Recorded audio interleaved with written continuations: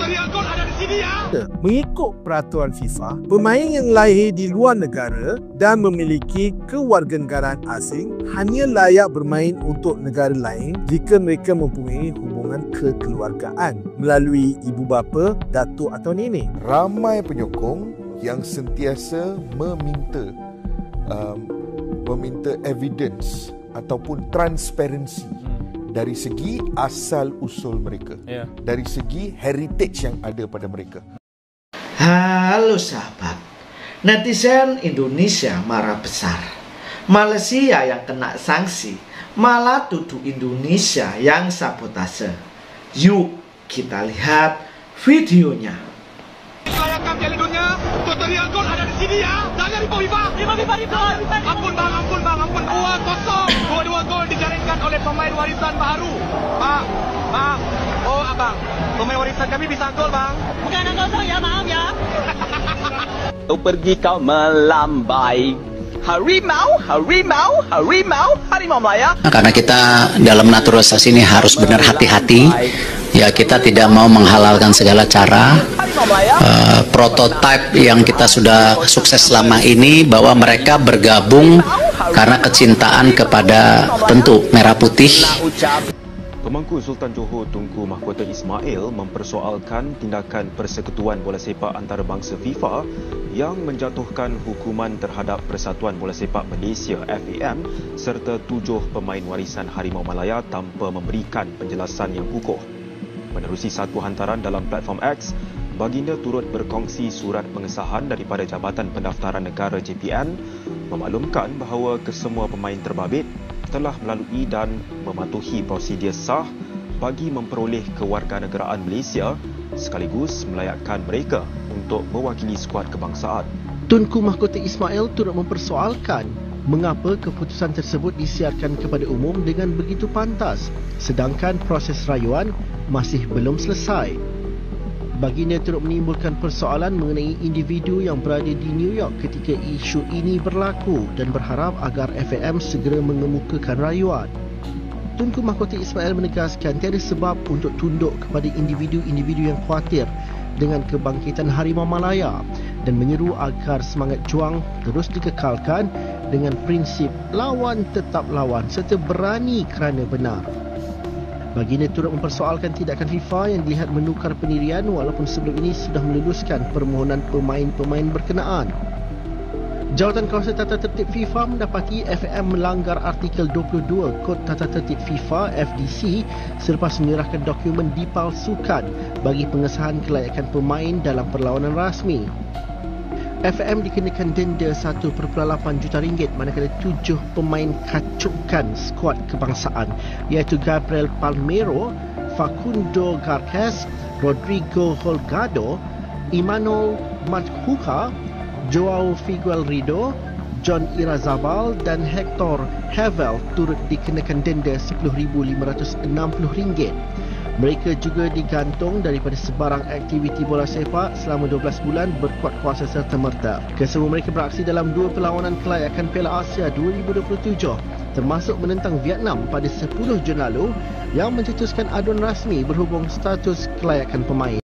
Oke sahabat, netizen Indonesia tak terima setelah Malaysia menuduh FIFA dan Indonesia sebagai dalang sabotase.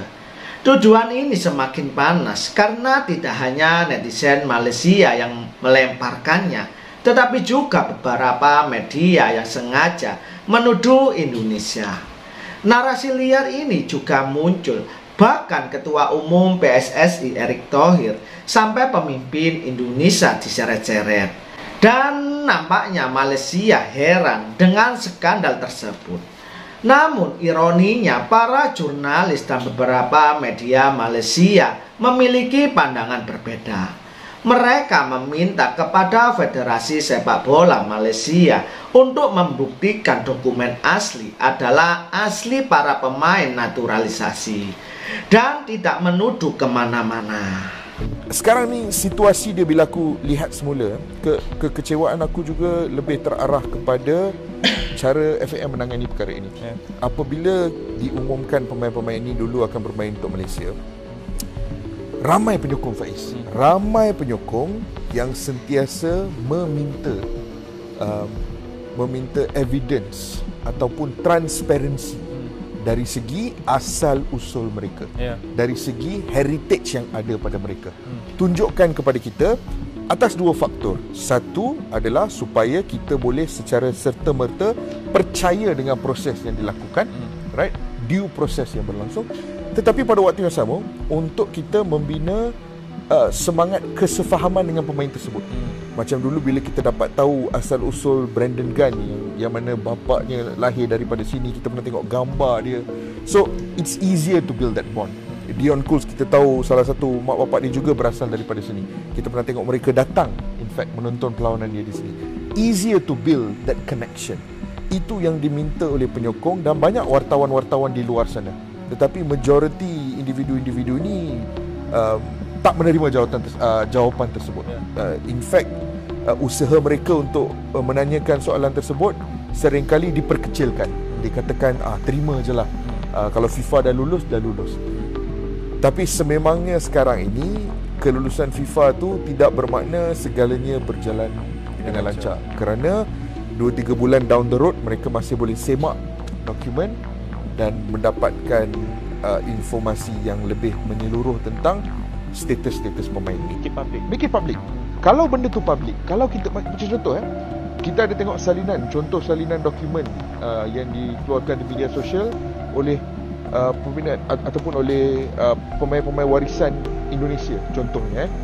Mereka ada dokumen yang diberikan kepada publik yang menunjukkan gambar atuk mereka, gambar ibu mereka, gambar connection.